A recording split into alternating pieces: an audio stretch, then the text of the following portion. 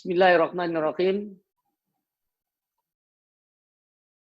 Tahiyatul Islam, tahiyatul Ahlus Sunnah wal Jamaah, tahiyatul Ahli Jannah.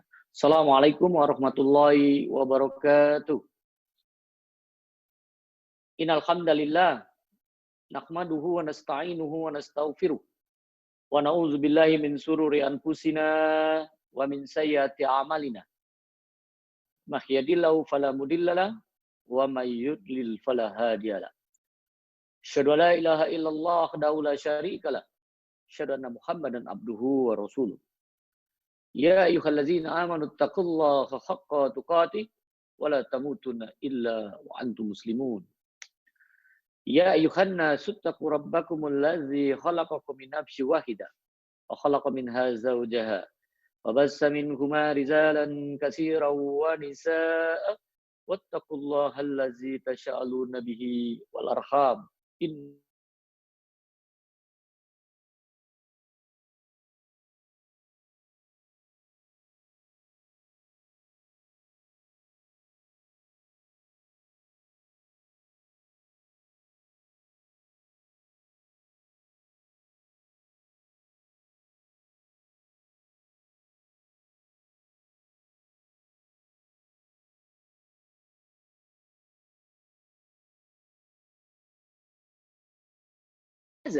Karena yang namanya COVID-19 atau makhluk yang tidak terlihat dengan kasat mata, namun dengan mikroskop bisa terlihat, dengan kaca pembesar bisa terlihat, ini terjadi virus ini apabila kita masih terus melakukan apa yang dilarang oleh Allah. Larangan Allah itu dahsyat. Dan ini kita tidak pernah fokus ke sini. Kita justru fokus pada penyakitnya. Padahal virus itu datang karena ini murka Allah. Ya, semua fokusnya ke sana.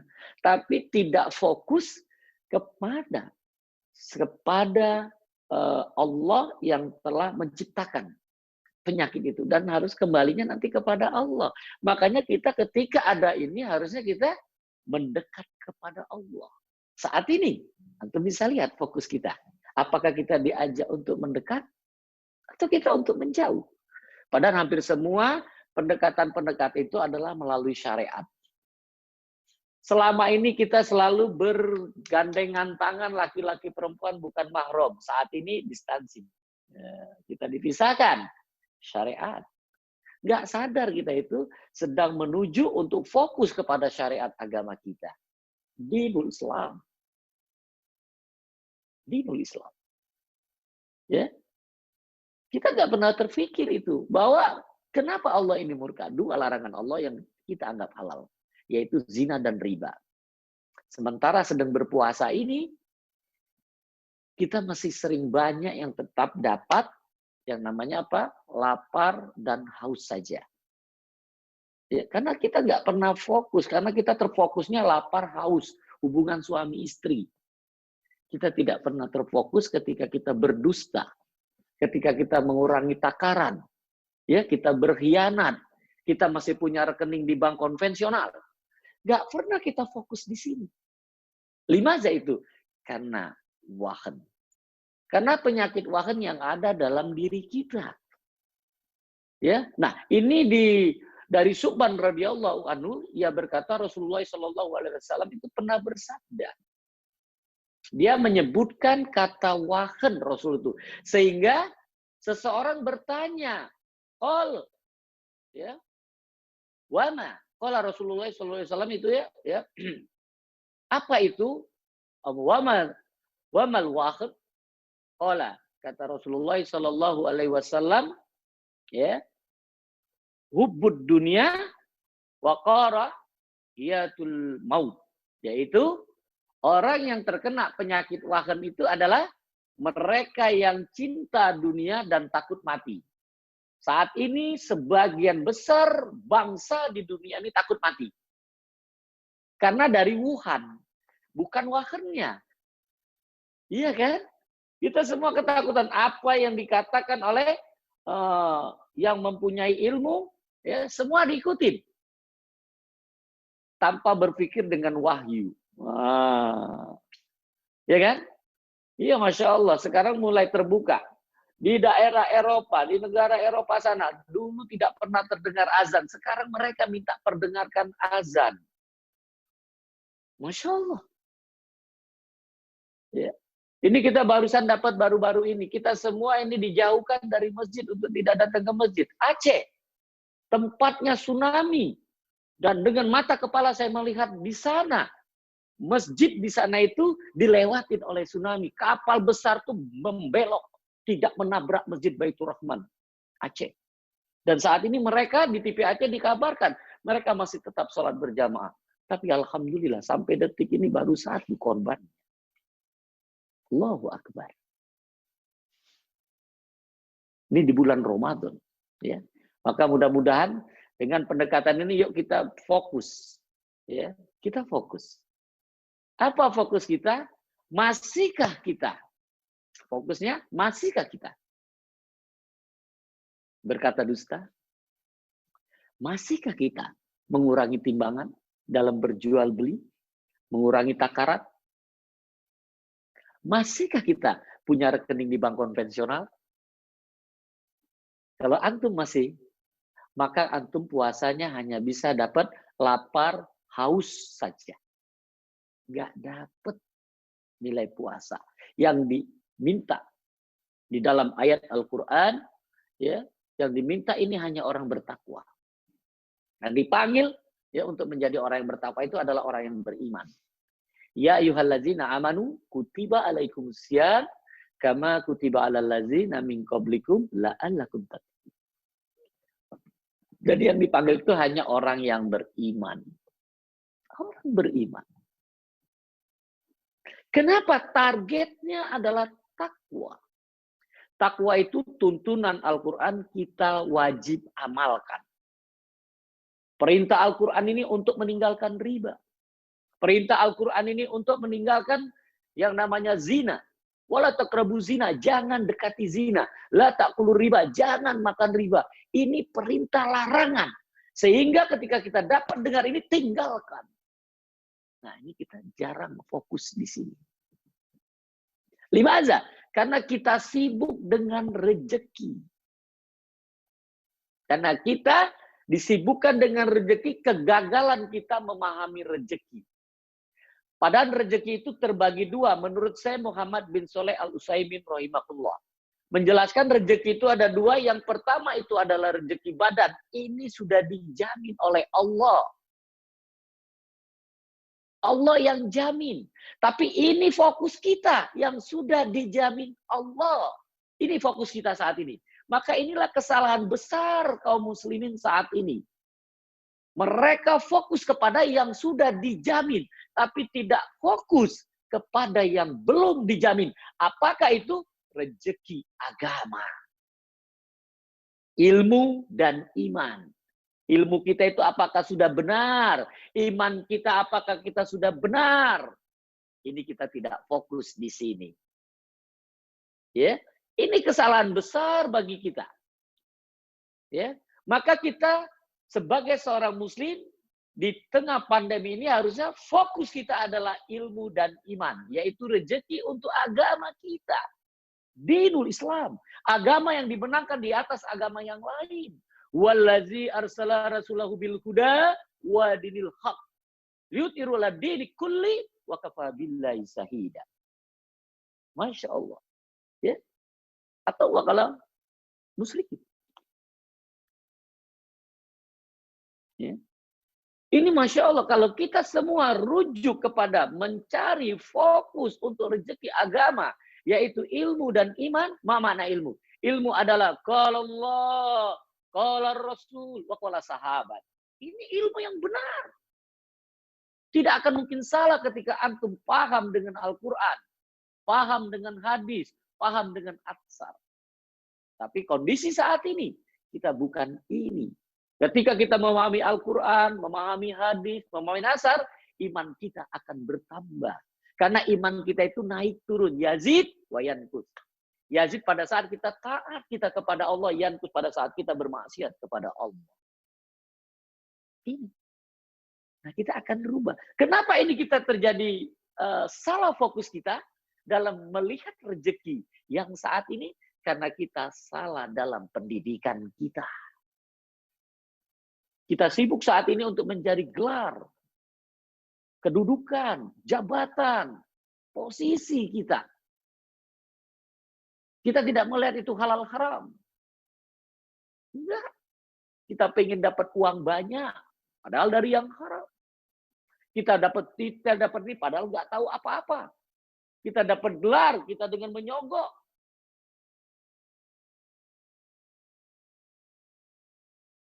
Kita bisa dibeli. Padahal ketika dia lari ke masyarakat, terjun di masyarakat, nggak paham apa-apa. Kita saat ini banyak orang yang punya posisi, punya jabatan, punya titel, tertangkap korupsi. Kenapa? Karena ilmu dan iman dia tidak punya. Atau mungkin sedang turun. Tapi apakah mereka itu termasuk yang dijauhi oleh Allah? Belum tentu. Jangan-jangan dia sangat disayang oleh Allah. Karena dia dengan ketangkap di KPK, dia beristighfar, dia bertobat kepada Allah. Dia menjadi makhluk Allah yang terbaik. Dengan meneteskan air mata. Dia mendekat kepada Allah ketika dia masuk di dalam penjara. Sementara kita sibuk mencelahnya. Karena kita tidak pernah fokus pada diri kita. Kita fokus pada orang lain. Maka ihwafillah. Maka kesempatan di bulan Ramadan ini kita sibuk dengan fokus pada diri kita masing-masing. Ku anfusakum wa ahlikum nar. Kalau kita bisa seperti itu. Maka kegagalan kita, kenapa kita tidak fokus? Karena pendidikan kita membuat kita tidak fokus. Lihat. Pendidikan kita dari TK sampai S3 itu minimal memakan waktu 22 tahun.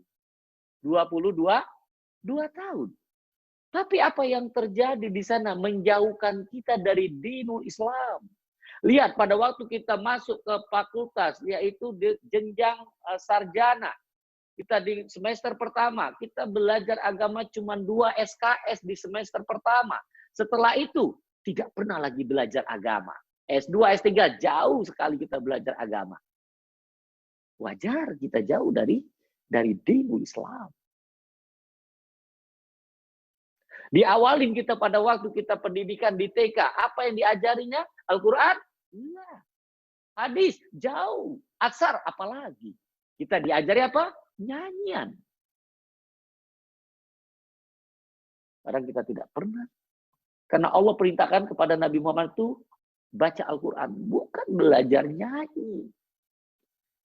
Lihat, dengan kita belajar nyanyi, apa yang diajarkan kita? Meninggalkan sunnah, menjauhkan sunnah. Apa lagunya? Naik-naik ke puncak gunung. Naik-naik ke puncak gunung. Tinggi-tinggi sekali. Lihat, setelah itu apa? Kiri, kanan. Harusnya kanan, kiri. Allahu Akbar. Disimpangkan sejak kita tamat kanak-kanak. Sejak kita kecil dan itu akan terekam. Yang kedua apa?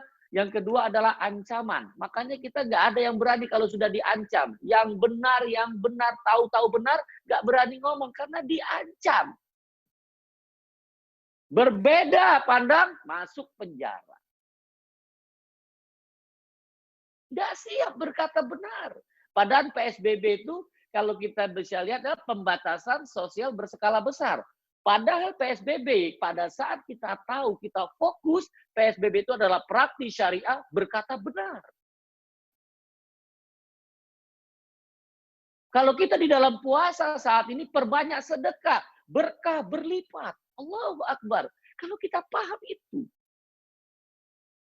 Jadi ketika kita fokus pada yang benar, semuanya membawa dampak kebaikan. Allahu Akbar. Maka kita rubah pendidikan ini. Pendidikan dunia ini kita tinggalkan. Setelah kita tahu pendidikan akhirat, baru nanti kita bisa mengikuti pendidikan dunia ini, kita bisa langsung melihat, oh ini nggak benar, oh ini benar. Kita bisa memilah ketika kita punya fondasi pendidikan akhirat. Siap? Yuk kita lihat. Jadi kita tinggalkan pendidikan ini ya. Anda yang ikut hari ini, Pak Muslim, semua yang ikut hari ini dapat gelar S3 ya. Satu-satu Pak, munculinya. Ya. Ya, jadi kita akan mulai dari TK sampai S3. Dari TK sampai S3 ini kita mulai untuk bisa yang ikut hari ini, ikut Zoom hari ini, ya kelas ini, semua keluar dari ini, Pak Muslim siapkan mereka dapat gelar S3. Ya, sepakat ya? Ya, kita mulai. Ya, TK itu bukan taman kanak-kanak, tapi tujuan ketakwaan. Jadikan anak kita di awal dia mulai belajar, kenalkan untuk tujuan dia orang yang bertakwa. Sama seperti saat ini, Ramadan. Itu ditujukan di akhir dari Ramadan ini adalah takwa. La'allakum tattaqun. Ini target. Maka anak kita ketika dia mulai belajar, jadikan tujuan dia menjadi anak yang soleh, yang bertakwa kepada Allah. Jadi tujuannya adalah ketakwaan. Itu TK. Bagaimana dia supaya bisa tujuannya bisa tercapai? Lewatkan SD. Apa itu SD? Sholat dahulukan. Apapun kondisi, ketika sudah waktu sholat masuk, tidak ada urusan lain selain kita menuju panggilan Allah. Abdul amal as-sholatu awal waktiha. Sebaik-baik amal itu sholat di awal waktu. Allahu Akbar. Kalau ini tertanam dalam anak-anak kita, Masya Allah. Sampai dewasa, sampai dia bekerja, sampai dia berusaha. Ini yang menjadi tataran mereka sebagai pondasi untuk dia bisa menjadi tetap. Dimanapun dia tetap bertakwa. Ittaqillah. Bertakwalah.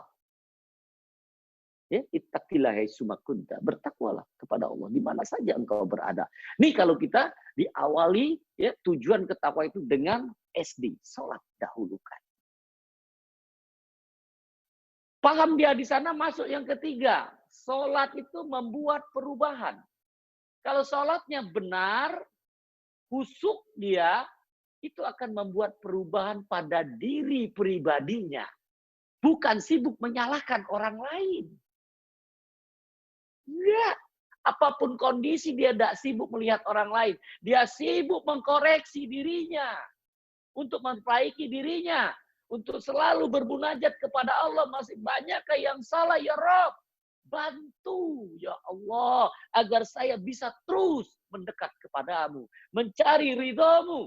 Nih, kalau SMP-nya benar, dia sibuk membuat perubahan dari detik ke detik untuk selalu mendekat kepada Allah, mencari ridho Allah, bukan ridho manusia, bukan ridho makhluknya. Itu SMP. Naik dia ke SMA. Orang yang sholatnya benar itu menjadikannya amanah. Bertanggung jawab. Karena sholat ini adalah orang yang percaya dengan yang gaib. Siapa dia? Orang yang beriman. Karena apa? Dia bermunajat kepada Allah. Dia yakin Allah melihatnya. Muncul ihsan di sana. Maka dia akan menjadi amanah. Puasa, amanah. Pelajaran untuk antum supaya amanah. Karena bisa aja di hadapan manusia. Kita seolah-olah terlihat berpuasa. Masuk ke dalam kamar. Kita minum, kita makan. Gak ada yang tahu. Amanahnya, Masya Allah. Ini puasa. Allah yang memberikannya. Luar biasa.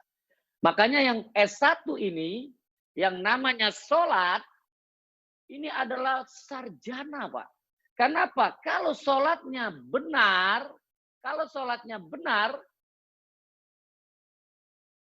semua amal yang dilakukannya akan menjadi benar. Ini yang dikabarkan oleh Abu Hurairah radhiyallahu anhu berkata, Rasulullah Shallallahu Alaihi Wasallam bersabda, sesungguhnya amal yang pertama kali dihisab pada seorang hamba pada hari kiamat adalah sholatnya. Maka sholat itu muncul awal adalah antum sebagai seorang sarjana. Orang yang beruntung, sungguh ia telah beruntung dan berhasil. Makanya ketika banyak orang tua sangat bahagia ketika anaknya dapat gelar S1. Padahal kalau hari kiamat ya, kita belajar akhirat ini, dia sudah bisa sholat. Itu sarjana kalau sudah bisa sholat sempurna. Sholatnya mengikuti Rasulullah. Shollu kama ra'aitumuni usolli. Kenapa? Sungguh ia telah gagal dan rugi jika berkurang sedikit ya dari sholat wajibnya. Ketika dia mendahulukan dunia daripada sholatnya. Contoh pada saat ini kita yang tadi terkena penyakit wahen, sering sholat diakhirkan. Mau sholat zuhur mendekati asar, mau sholat asar mendekati maghrib. Ya, ini yang terkena penyakit wahen. Sudah dengar azan, sudah waktunya sholat masuk, masih tetap rapat. Masih tetap dia berdiskusi. Masih tetap tawar-menawar dalam jual beli. Ya. Ini terkena penyakit wahen. Maka Allah telah berfirman, lihatlah apakah hambaku memiliki sholat sunnah. Jadi sholat sunnah ini juga bisa memperkuat atau menyempurnakan apa yang kurang dari sholat wajibnya. Ini Masya Allah ya. Ini hadis ini diriwayatkan oleh Tirmidzi, ia mengatakan hadis ini hasan ya. Ini nomor 413 dan An-Nasa'i nomor 466. Al-Hafiz Abu Thohir mengatakan bahwa hadis ini sahih. Ya. Inilah sholat. Ya. Jadi orang yang sarjana itu sholatnya sudah sempurna. Sesuai dengan yang diajarkan oleh Rasulullah. Bukan ngarang. Ya. Saat ini kita lihat banyak orang yang masih masuk ke masjid dalam kondisi pandemi ini. Tapi ternyata dia membuat-buat. Ya. Dengan apa? Dengan akalnya. Padahal Rasul katakan selalu pada waktu kita sholat, ya kita harus lurus dan rapat. Tapi dia melakukan sholatnya pakai distancing, ya dijauh-jauhkan. Lebih baik dia sholat di rumah. Nah itu kalau mereka sudah sholatnya sempurna. Sau sufufakum itu perintah. Ketika kita ingin jadi imam, perintahkan untuk semua lurus dan rapat. Tapi saat ini kita muncul di video yang tersebar di WA. Sholatnya jarang-jarang. Lebih baik dia sholat di rumah. Kalau ingin sholat di masjid, rapat. Ya. Nah ini keyakinan. Dan kita nggak usah sibuk nyalain orang. Kita belajar pada diri kita. Kalau kita ragu, sholat di rumah. Kalau kita bisa, sholat di masjid. Ketika di tempat kita bukan jalur merah. Jalur hijau masih dibenarkan oleh MUI. Ya. Itu masalah sholat. Ya. Yang kedua, sholat yang kedua itu apa? Pasca sarjana S2, sholatnya tadi sudah benar, sedekahnya lancar. Jadi ini kesempatan mereka yang punya gelar S2 ini sholatnya benar, sedekah lancar, tidak bakhil. Jadi banyak sekarang dia lihat tetangga gitu, jangan sampai dia makan tetangganya kelaparan, ya. Ini kesempatan kita di zaman posisi pandemi ini. Kita saling ta'awun, tolong menolong. Ya. Kasih makan saudara kita. Kesempatan kita ya memberikan paket-paket sembako. Ya. Paket-paket sembako. Karena PSBB itu paket sembako berkahnya besar. Aha, bisa juga. Masya Allah. Ya. Ini pasca sarjana ya. Yaitu apa? Dia sholatnya benar ya, sedekahnya lancar. Karena ini orang yang bisa melakukan ini setelah dia mendirikan sholat, ini perintah. Karena yang diminta oleh Allah, orang yang percaya dengan yang gaib yang bisa seperti ini. Yang bisa dapat gelar sedekah. Antum bisa lihat di surah Al-Baqarah ayat 3. Allazina yu'minuna bil ghaib wa yuqimunas sholat. Setelah itu apa? Wa mimma razaqnahum yunfikun. Ya. Mereka yang beriman kepada yang gaib, yang mendirikan sholat dan menafkahkan sebagian rezeki yang kami anugerahkan kepada mereka. Allahu Akbar. Ini orang yang sarjana. Pasca sarjana. Sholatnya benar, sedekahnya lancar. Ya. Nah, untuk sekalian, insya Allah semua dapat gelar S3. Apa itu S3? S3 itu adalah ditambah dengan sabar. Yaitu sabar ini syariat Allah berdampak Allah ridho. Karena orang yang sabar ini bersama dengan Allah. Innallaha ma'as-sabirin. Jadi yang dapat gelar S3 itu apa? Sholat, sedekah, sabar. Nah, ya. Di semuanya yang hadir pada kesempatan siang hari ini udah dapat gelar S3. Ya. Sholat, sedekah, sabar. Dan ini ada di dalam Al-Quran. Ini saya ngambilnya ada di surat Ar-Ra'd. Surat Ar-Ra'd ayat 22. Ya, surat Ar-Ra'd ayat 22. Wallazina sabaru ibtigha'a wajhi rabbihim wa aqamus shalat wa anfaqu mimma razaqnahum sirran wa alaniyatan wa yadra'una bil hasanat as-sayyi'ata ulaika lahum uqbad. Dan orang-orang yang sabar karena mencari keridhaan Allah, mendirikan salat dan menafkahkan sebagian rezeki yang kami berikan kepada mereka secara sembunyi-sembunyi atau terang-terangan serta menolak kejahatan dengan kebaikan, orang-orang itulah yang mendapatkan tempat kesudahan yang baik. Jadi orang yang dapat S3 ini kesudahannya baik, yaitu jannah. Dan itu yang tadi dikabarkan di hadis Rasulullah, ittaqillah haitsuma kunta wa atbit sayi'atan hasanatan tanhuha wa khuluqin nas bi khuluqin hasan. Ya. Jadi sama. Ya. Mudah-mudahan antum semua dapat gelar S3, yaitu dapat gelarnya apa? DR. Nah, apa itu DR? Dapat ridho. Yang ngasihnya Allah. Ini ada di buku Insya Allah Hidup Berkah Tanpa Riba di halaman 3 dan 4. Ya, di halaman 3 dan 4. Nah, ini ada kuisnya. Artinya mudah-mudahan yang biasa ngikuti dapat ini ya. Nanti dikasih nggak nih Pak Muslim nih, dapat kuis ini. Kasih bukunya Pak ya. Mungkin teman-teman ada yang tahu, bisa dibuka ya. Kasih, ini ada kuis ya, kuisnya sebelum sholat. Ya, ini ada baca Quran. Jadi di dalam satu surat, di dalam ayat Al-Quran itu ada perintah yang diperintahkan oleh Allah kepada Nabi Muhammad untuk mendirikan sholat dan baca Al-Quran. Ya, baca Al-Quran. Jadi Allah perintahkan Nabi Muhammad untuk membaca Al-Quran baru mendirikan sholat. Baca Al-Quran baru dirikan sholat. Ya. Nah itu ada di surat apa? Ayat berapa?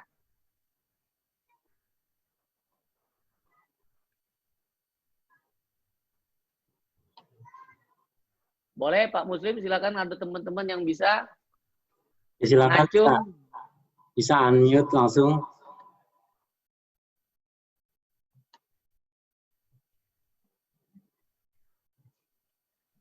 Nggak ada, saya kasih tahu kalau nggak ada. Nggak ada Pak ya? Halo, ada Pak. Salam. Salam. Ada ya? Ada Pak. Saya ayahnya dari Viral atas nama Mas Yuki. Ya. Nah, untuk ayatnya ada di surat Al-Baqarah ayat 43.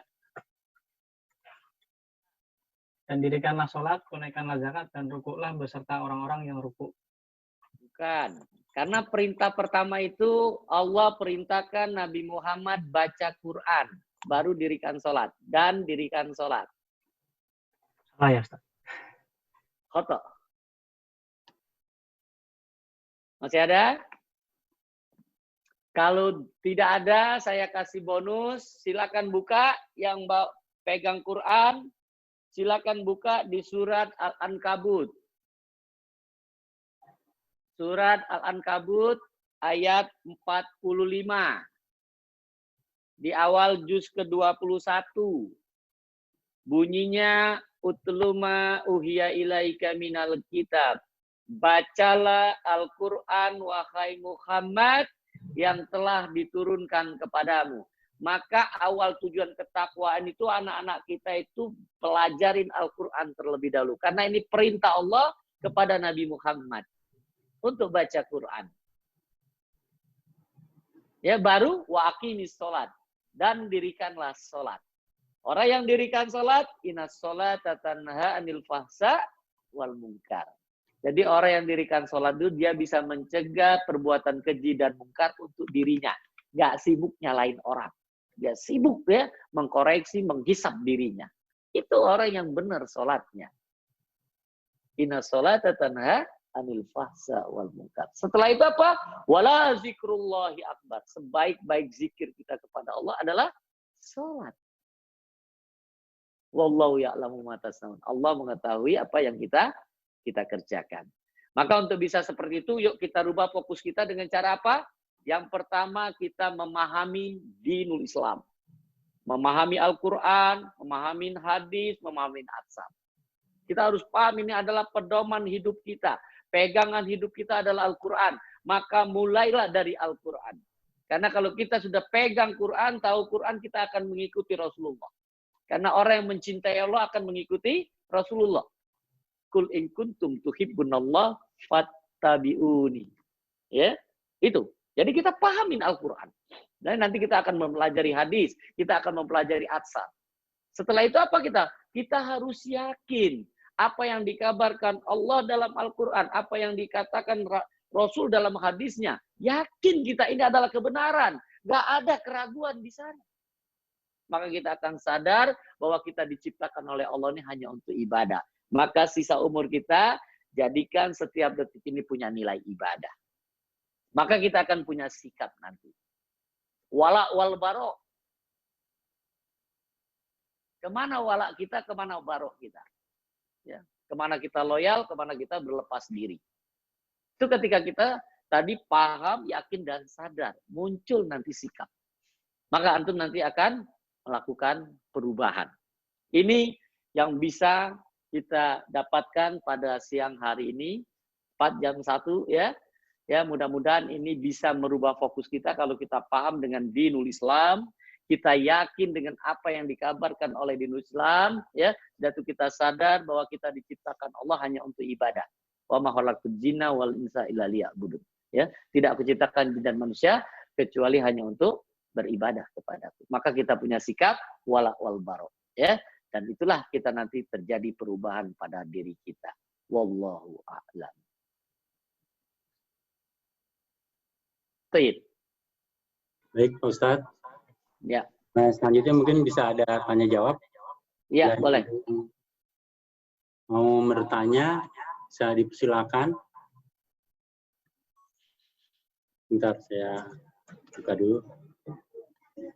Bisa langsung unmute atau ya, angkat tangan. Assalamualaikum Ustadz. Waalaikumsalam warahmatullahi wabarakatuh. Alhamdulillah. Alhamdulillah. Ustadz, begini Ustadz. Saya kan sering ngobrol dengan orang-orang yang konvensional ya Ustadz ya. Percuma kamu ngajak-ngajak untuk ini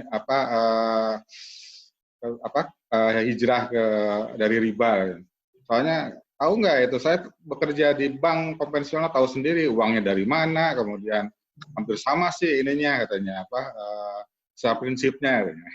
Oh, gitu ya, saya sudah menyampaikan, silakan aja itu urusan Anda.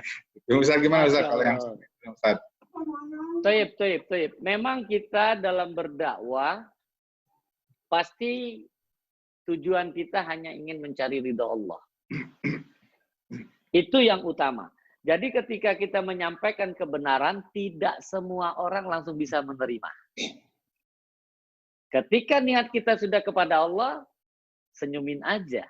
Dan kalau kita mampu, nanti kalau pas ada yang ngomong seperti itu, ya, kami hanya bisa menyampaikan wama arsalnaka bilhaq basiro wa naziro.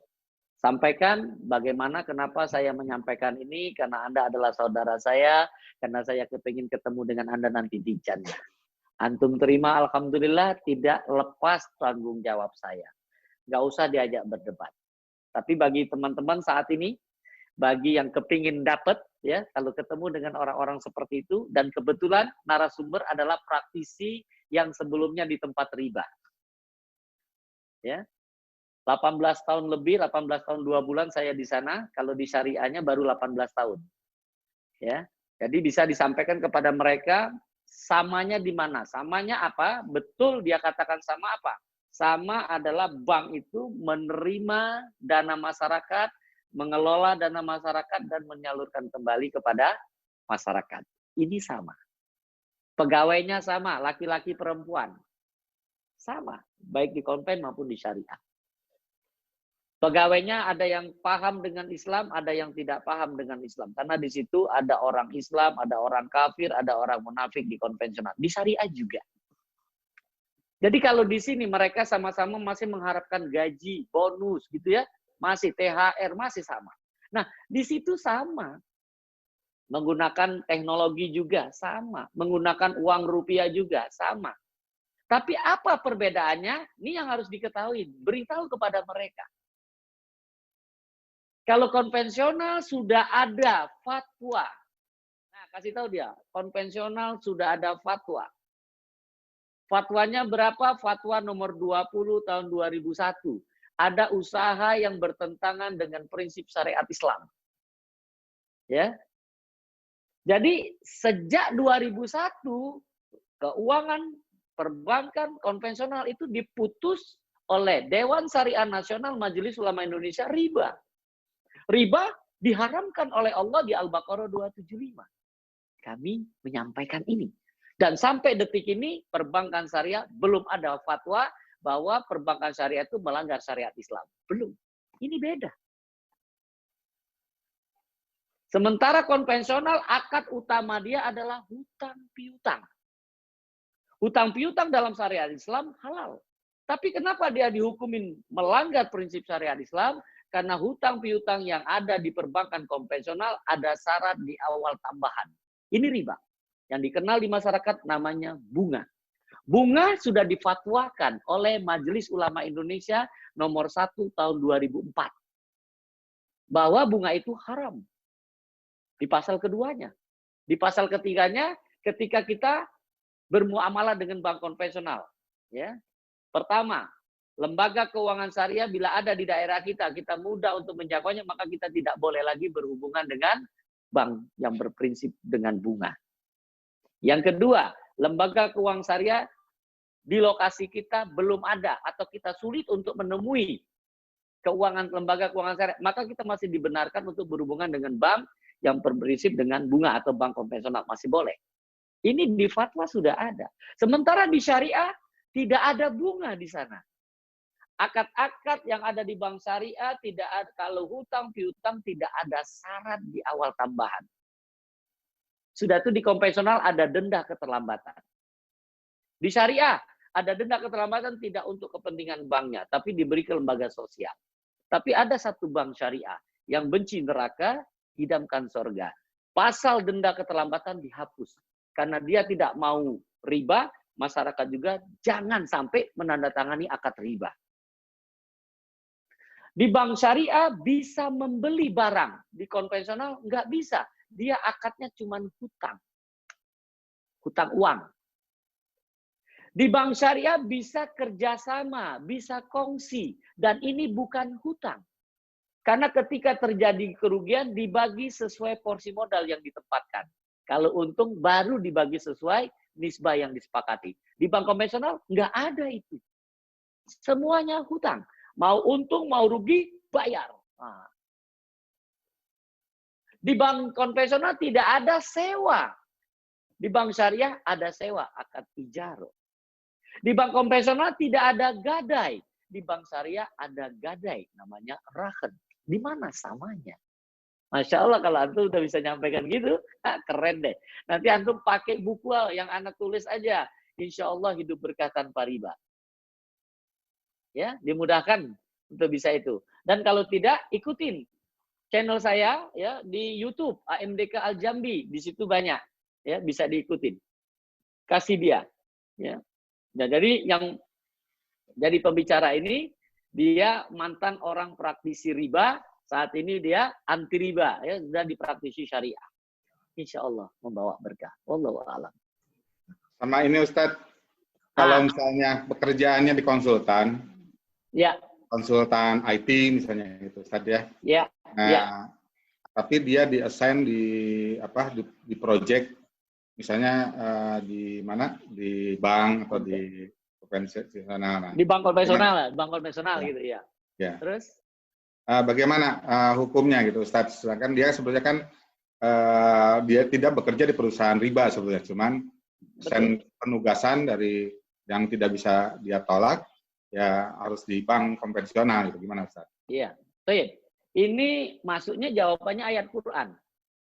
Ayat Quran tanpa sadar dia masuk melanggar ayat Al-Quran Al-Maidah ayat 2. Dia tanpa sadar itu sudah bertahun tolong-menolong dalam maksiat. Padahal di ayat itu wa ta'awanu 'alal birri wat taqwa, tolong menolonglah kamu dalam kebaikan dan takwa. Tapi wala ta'awanu 'ala ismi wal udwan, dan jangan tolong-menolong dalam kemaksiatan dan dosa. Ketika dia membantu bank konvensional, dia sudah menolong maksiat. Dan ini hadis Rasul yang kabarkan, la ta'atu fi makhluqi fi maksiatil khaliq. Tidak ada ketaatan kepada makhluk untuk bermaksiat kepada sang khaliq. Jadi dengan hikmah menyampaikan kepada atasan, saya tidak akan melakukan untuk kalau saya akan membantu bank konvensional. Dan siap kita untuk mendapatkan sanksi. Untuk kita hijrah ini memang harus ada pengorbanan. Jangan bilang hijrah tapi nggak ada pengorbanan. Para sahabat hijrah itu semua ditinggalkan. Istri, anak, harta semua ditinggalkan. Ya, Ustaz. Wallahu a'lam. Yakin Allah aja ya Ustaz ya. Naam. Keren Ustaz. Ustaz, Ya. ini ada pertanyaan dari chatting ini, dari chat. Ya. Dari Pak Airel, apakah bank syariah itu benar-benar syariah? Yang kedua dari Bu Susi, untuk koperasi, Ustadz bagaimana? Ini Bang Pak Viral ya? Ya. Satu-satu ya Pak ya? Ya, silakan. Pak Viral mengatakan, apakah bank syariah itu benar-benar syariah? Jawabannya, iya. Bank syariah itu benar-benar syariah. Ya, sama. Apakah Islam itu benar-benar Islam? Iya, Islam. Tapi ketika orang Islam, belum tentu dia menjalankan benar-benar Islam. Sama. Apakah praktisi bank syariah benar-benar melakukan syariah? Belum tentu. Tapi bank syariah diciptakan di bangsa ini betul-betul syariah. Jangan ada keraguan di sana. Yang salah itu kami sebagai praktisi, ya, atau ulama yang memfatwakan, atau aturan yang membuatnya. Nah, itu mari kita sama-sama kritisi dengan ilmu, jangan dengan hawa nafsu. Wallahu a'lam. Terus Mbak Susi tadi apa? Untuk koperasi bagaimana Pak Ustadz? Koperasi itu adalah gotong royong. Dasar gotong royong itu adalah syariat Islam. Sayangnya, di koperasi kita saat ini, mereka mendahulukan anggotanya untuk pinjam. Apa kalau harusnya hutang uang. Hutang uang ini akad tabarru. Nggak boleh ada syarat di awal tambahan. Nah, ketika koperasi akad hutang piutangnya tidak ada syarat di awal tambahan, halal. Ya, dari mana koperasi dapat untung? Dari jual beli. Maka di koperasi dia bisa jual secara kredit. Dan dia dapat untung dari jual beli tersebut. Halal. Karena keuntungan nanti dibagi kepada anggotanya kembali. Dan tolong kalau beli ke koperasi, nawarnya jangan ke bawah. Kalau harga misalnya di pasar, ya di mungkin yang pakai Maret-Maret itu, padahal hari ini sudah Mei gitu ya. Ya, harganya di sana 1.000. Nah, di koperasi jangan 900 harganya. Di koperasi harga 1.500 harusnya kita beli ke koperasi. Jangan ditawar 900 di koperasi. Bagaimana koperasi mau besar? Maka kita sebagai seorang muslim belajar untuk menawar ke atas. Bukan ke bawah. Itu kalau kita sudah pasca sarjana. Karena rezeki kita nggak pernah tertukar. Assalamualaikum Ustaz. Waalaikumsalam warahmatullahi wabarakatuh. Saya itu masih ada keraguan. Nah, Saya nyimpan uang di bank syariah, itu bunganya halal atau haram itu? menyimpan uang di bank syariah. Iya. Saya Akadnya ada dua, Pak.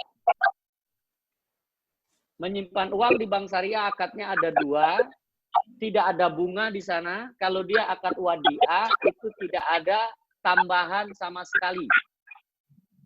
Tidak ada bonus di situ. Wadiahnya wadiah yadamana. Jadi wadiah ini sama identik dengan qad. Ya, sehingga merujuk kepada kullu qardin jaro manfa'a fa huwa riba. Jadi ketika kita akad wadiah, di situ kita tidak boleh ada yang namanya hadiah, ada tambahan, ada bonus, nggak boleh. Kalau kita mau kasih, hadiah itu pada saat dia nutup rekening. Boleh. Ya, ketika dia sudah tidak ada ikatan. Nah, itu akad yang pertama wadiah. Akad yang kedua mudharabah. Mudharabah ini kerjasama, sehingga untuk kita bisa dapat keuntungan halal, kita buat pernyataan saya siap rugi. Karena dengan kita membuat pernyataan saya siap rugi, maka kita boleh dapat keuntung. Al-kharaj bid-daman. Ya, jadi keberanian kita menanggung kerugian, maka kita dibolehkan untuk mendapatkan imbalan keuntungan. Maka mereka yang buka tabungan, buka deposito di bank syariah, halal ketika dia buat pernyataan saya siap rugi. Saat ini hampir di seluruh perbankan syariah belum ada itu. Karena baik di fatwa maupun di undang-undang, untuk dana pihak ketiga, ini diberi rukso oleh Dewan Syariah Nasional Majelis Ulama Indonesia. Ya, bahwa menggunakan revenue sharing. Ini riba nasiah. Tapi ini ruso yang diberikan oleh Dewan Syariah Nasional Majelis Ulama untuk mengajak orang-orang yang belum dengan agama pindah ke syariahnya, hanya untuk pindah penempatan dia menyimpan, mungkin mencari nisbah yang lebih besar, tapi bukan dia mencari ridho Allah, dia hanya mencari fulus lebih besar. Ya, nah ini diberikan ruso di situ. Nah bagi kita yang sudah anti riba, nggak mau riba, buat pernyataan saya siap rugi. Ya, dengan ada pernyataan siap rugi, maka bagi hasil yang diterima dari bank syariah halal. Wallahu a'lam. Dan itu tidak dijelaskan oleh bank syariahnya sendiri. Ini kan, nih saya sebagai praktisi sedang jelasin ini. Karena Iya. ini mudah-mudahan ini menjadi kelanjutan nanti perbaikan yang dilakukan oleh perbankan syariah. Insya Allah di tempat saya bekerja itu nanti di formulir pembukaan sudah akan dicantumkan di situ. Karena kita terus mempelajari ini. Dari diskusi, dari dialog dengan masyarakat, dengan para ustadz, para alim ulama, mana-mana yang masih sering dikritisi. Ini salah satu yang sering dikritisi oleh mereka yang tahu dengan dinul Islam. Berarti bunganya haram itu ya, kalau saya dapatin itu. Kalau di bank syariah tidak bunga, Pak. Bagi Iya, hasil. Oh, bagi hasil. Ya, kalau bunga itu dia hutang piutang. Kalau bagi hasilnya kita siap ya menanggung kerugian. Nah, sementara saat ini bagi hasil yang diberikan oleh bank syariah itu ada riba nasiah, namun ini diberi rukso oleh Dewan Syariah Nasional, Pak. Jadi Bapak karena ketidaktahuan mudah-mudahan tidak ada dosa di sana. Tapi hari ini Bapak tahu. Sehingga Bapak bisa datang ke bank syariah buat pernyataan saya siap rugi ketika buka akad mudharabah. Sehingga terbebas daripada riba nasiah.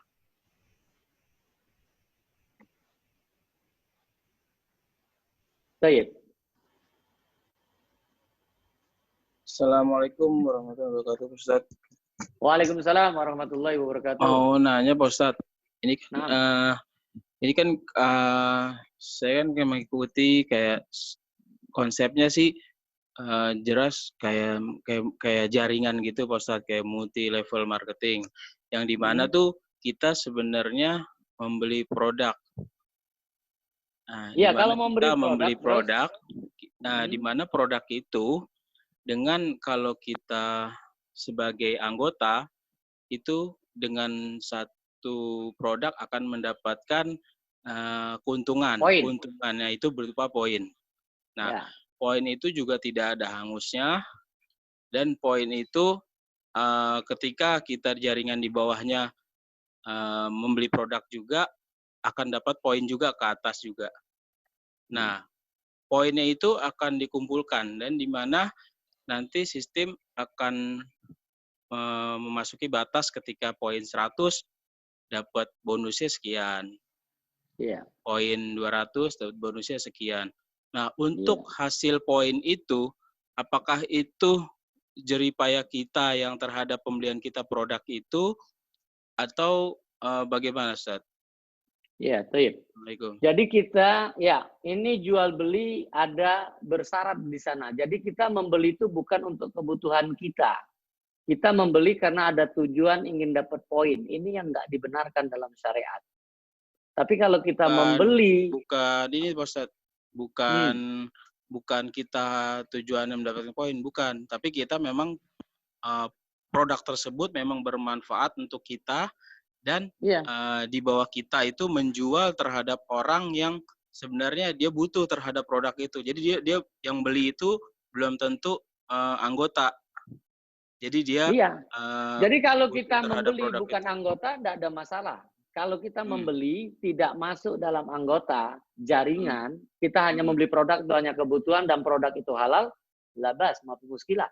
Tapi ketika kita masuk di dalam jaringan itu dan kita nanti tergiur, tergoda dengan mengejar poin. Karena dengan poin itu nanti kita dapat bonus gitu kan. Dan kita membeli produk itu hanya ada kepingin ada poin. Nah, ada tanda-tanda itu di dalam hati kita itu yang tidak dibenarkan dalam syariat. Antum hilangkan itu ketika antum beli produk, tidak berpikir untuk poin. Iya. Dan biasanya Kalau poin orang itu, yang masuk, iya, kalau poin itulah yang menggoda kita untuk beli produk itu lagi. sebenarnya sih itu poin itu dianggapkan bonus dari produk tersebut sih Pak Ustadz. Jadi kita nggak mengharapkan poinnya tersebut. Jadi produk Ya itu itulah bermanfaat godaannya. buat kita. Oh. Toyib, kalau antum bermanfaat, antum nggak usah ikut jaringan, beli produknya aja. Karena antum butuh produknya, bukan butuh poinnya kan. Sehingga antum tidak tergoda nanti dapat bonus. Antum butuh produknya itu. Kalau produknya halal, fadl antum beli. Iya. Nah, ketika antum masuk ke jaringannya, itu antum terbawa godaan. Karena riba itu rayuan iblis berujung azab. Nanti antum padahal tidak butuh dengan produk itu, antum butuh ngejar poin. Nah, itu godaannya nanti ke sana. Karena kita misalnya beli sedikit dengan uang 200.000 misalnya, 250.000. Nanti digoda dengan dapat Pajero. Iya kan? Betul nggak? Iya, udah tinggalin. Karena rezeki kita tidak pernah tertukar. Iya, iya. Ye. Pak Ustadz, Ye. ada pertanyaan lagi nih Pak Ustadz. Ya, boleh. Assalamualaikum Aristo ya? Ustadz. Iya, dari Assalamualaikum warahmatullahi. sini. Semoga Nah, Anda tanya terkait akad mudharabah. Apa akad mudharabah. benar berarti uang kita dikelola menjadi sebuah usaha oleh bank syariah?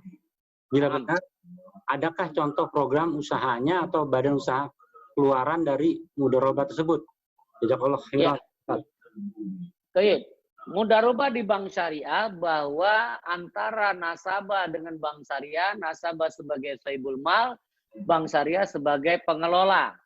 Maka bagaimana bank syariah ingin mencari keuntungan lagi, dia mencari orang-orang yang mampu untuk bisa mengembangkan usahanya. Nah, dia menempatkan, menginvestasikan di sana. Apa? Banyak saat ini yang sudah dikerjakan oleh bank syariah. Mereka bisa bekerja sama untuk membesarkan ini tol gitu ya. Itu ada yang akad mudharabah.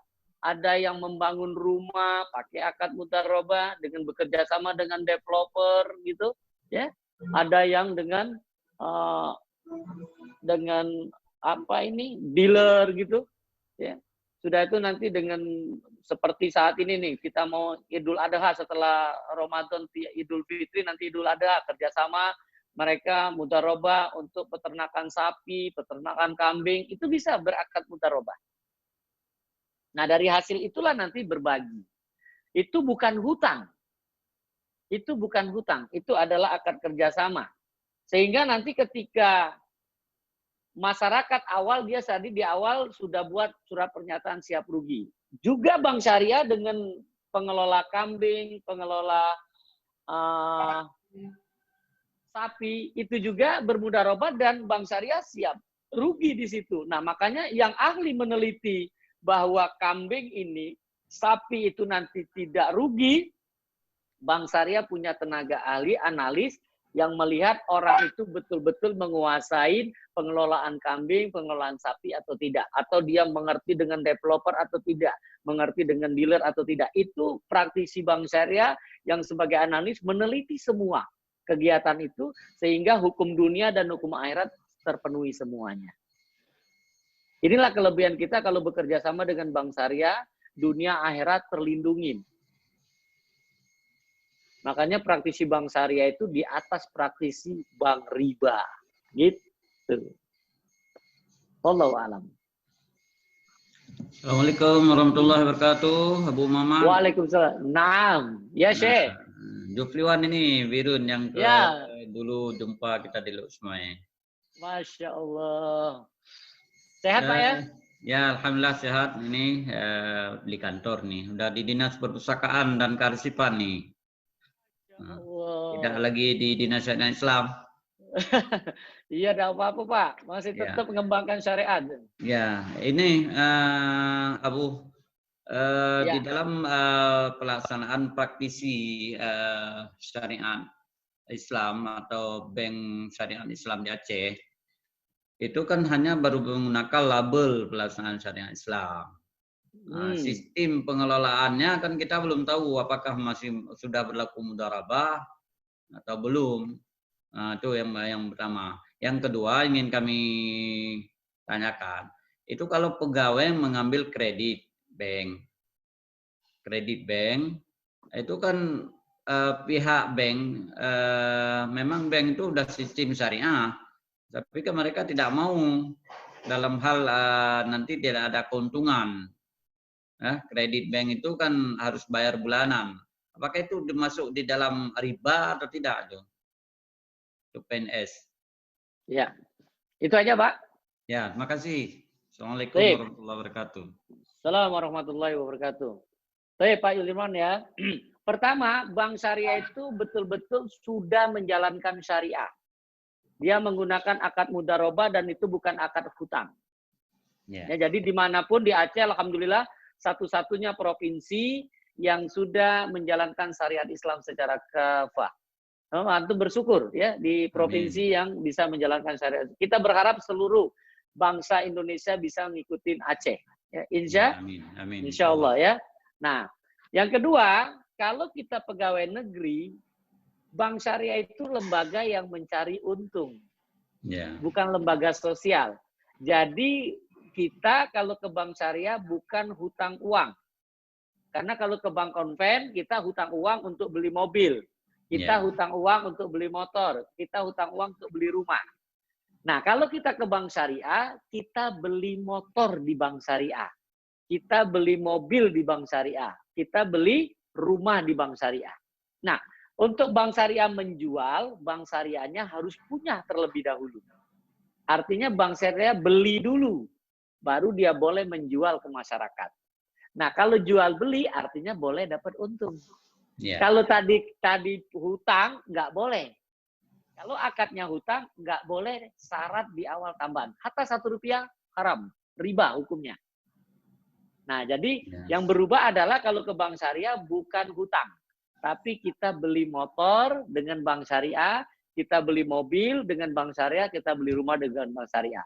Bank syariah dia akan menjelaskan harga belinya. Sudah itu keuntungan yang diinginkan. Nah, itulah yang namanya harga jual. Ini boleh tawar-menawar, Pak. Sampai kata sepakat. Setelah kata sepakat terjadi, itulah harga jual dan itu tidak boleh berubah walaupun Rp1, apapun kondisi. Berarti kita ke dealer harus ikut bank ya? Enggak, Bapak enggak usah. Bapak tunjuk aja, saya mau beli misalnya mobil. Mereknya apa, ini apa, tahun terbaru. Nanti bank syariah yang nyiapkan di kantornya. Oh iya. Kita nggak ada urusan dengan itu.